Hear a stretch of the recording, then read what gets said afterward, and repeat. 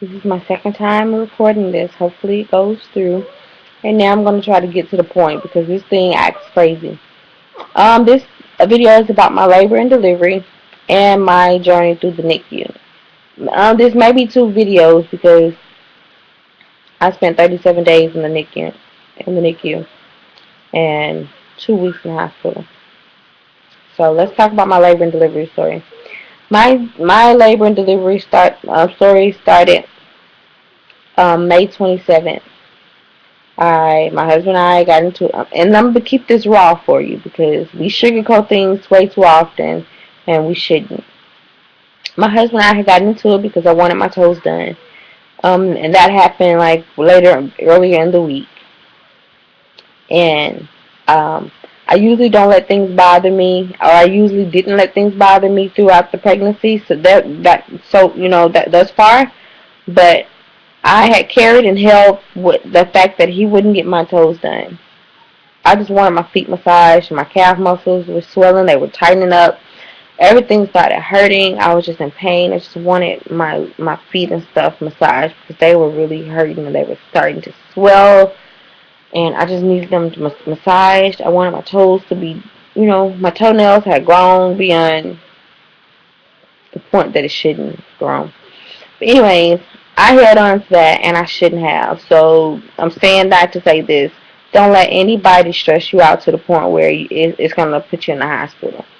So I called myself, packed in my bags, and I was going to leave. And I was going to ask my doctor to admit me in the hospital because I felt something was wrong. It's just something was not right. Addison had been moving all over my stomach, and that was not her routine.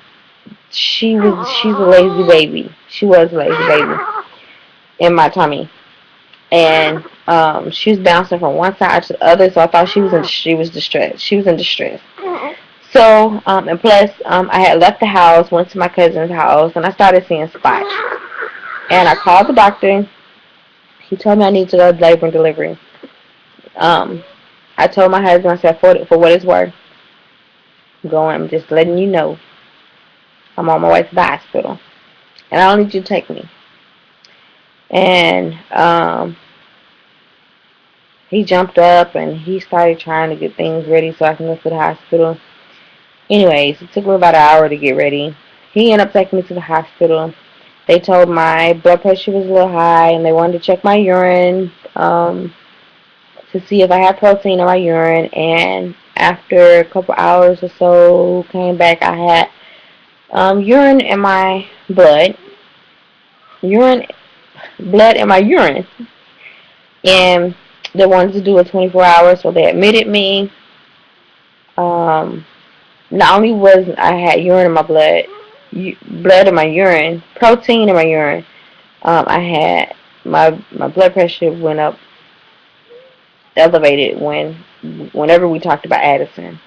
My pressure went up. So they admitted me for 24-hour urine specimen or test or whatever they call it, and it was over 300. So they kept me. So I thought I was gonna be in there a couple of days, and every day passed, and I was like, well, now we have to give you the steroid shot, and you have to get another steroid shot the 24 hours later, which meant I was gonna have to stay another day. And my son's graduation was gonna be that Monday or that Tuesday. It was gonna be that Tuesday, and I realized that I was gonna miss that, so I was really sad. And when that day came, I asked my husband to call me so I can hear them call his name. And he didn't call me back, so I called and I heard a lot of commotion in the back. So I was like, why didn't you call me when they called his name?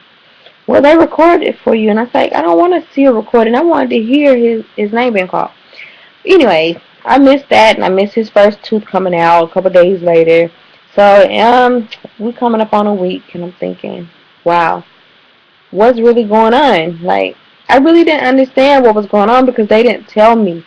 They noticed that my pressure was going up high when we talked about certain things, and my urine, I had to end up doing another urine thing, and it had elevated since the last time. So every night they came in twice a day to do to monitor Addison, and every time they came to monitor her, we end up in the sonogram. So it's called stress test. So if your baby heart rate does not go up or down or stay up for at least 10 to 15 seconds and go back down, then your baby is distressed, is in distress, and they have to send you to ultrasound. And when you go to ultrasound, it's 45 minutes.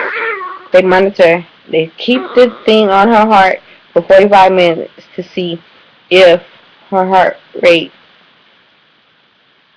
if she's breathing or something. I don't know, or how her heart is doing. So they realized that she was not practicing breathing at all within that 45 minutes. Okay, that's something she should have been doing about 30 weeks. Well, I was 29 weeks when I went in. 28, 29, one of, I don't remember. So, after that the next week, that Friday, they was like, oh, anybody tell you that she was measuring small? I was like, no, I've been here a week and nobody has said anything about how small she is. It's like, she's very small for 30 weeks. And then over the weekend, the doctors would come in. Every single doctor had something totally different to say every single time. So I knew something was wrong and still didn't know what was wrong. So the doctor, um, one doctor came in and said, "Let me measure her myself." And I said, "Oh, about 2 pounds, about 2.5 pounds is what he said."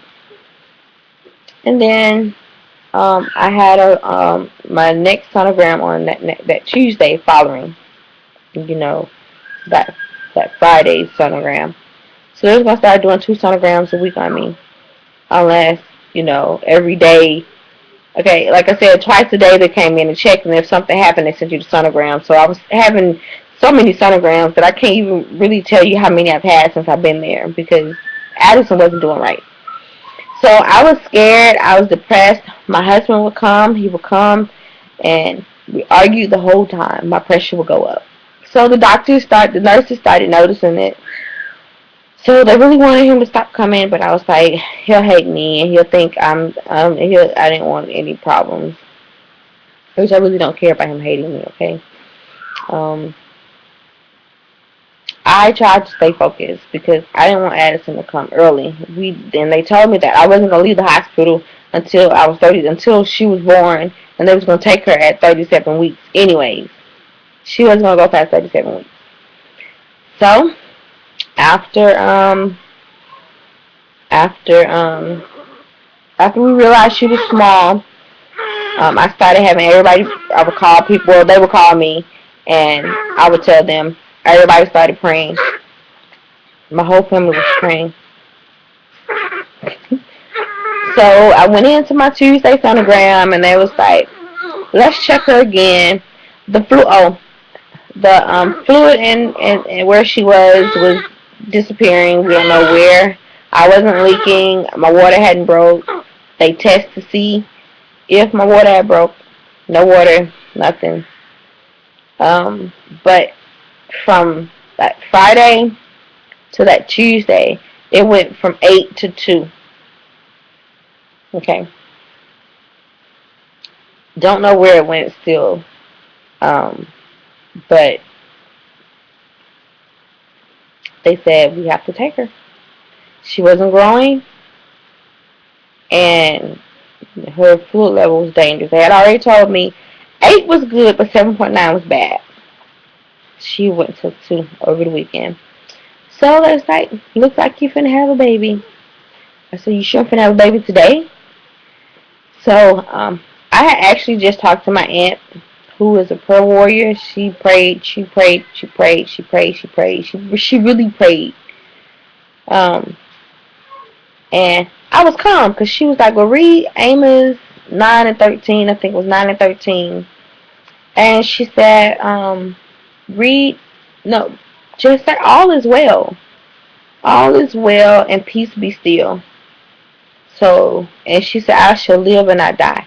Because I didn't know preeclampsia was so bad. Like, I didn't know it could really harm you the way it can. Like, I didn't know that having preeclampsia with high blood pressure plus all the different things that were going on with her, I didn't know how bad things were. And they kept it from me the whole time. And but I had peace. And I just I, once you pray, you can't worry. So I didn't worry no more. I had gotten on my knees. I had prayed, and they came in. They wheeled me down to my labor and delivery room. They they monitored her, and I still didn't know at this point that she actually was gonna come. I thought maybe something would have changed by the time I left my room in Antepartum down to labor and delivery, and um, they started putting the IVs and stuff in me, and shaving me, and so I was like, damn, I'm finna have a baby. Addison is coming today, June 5th. She's coming. My husband came. He, at this point, I was like, I can't hold no grudges, even though he's the reason why I'm here and he's the reason why I'm having my baby today. I was like, I can't hate him because she is his child. And I had to pee, so I went to the bathroom and he helped me because I had the little bags and all that stuff hanging on to me. And I was like, Anthony, I just wanted to say I'm sorry for everything I've done to you. So I still didn't know if I was gonna make it through this or not. I didn't know what was going on. I really was clueless about how dangerous everything was. So I was like, I'm sorry. Um, I love you. And he didn't say he was sorry for what he had done. So it really made me angry again. So I was just like, don't worry about him, and you deal with everything when you get home. We went down. I had to walk down to to um to the to the room where I was gonna have her. They put the little thing on my head,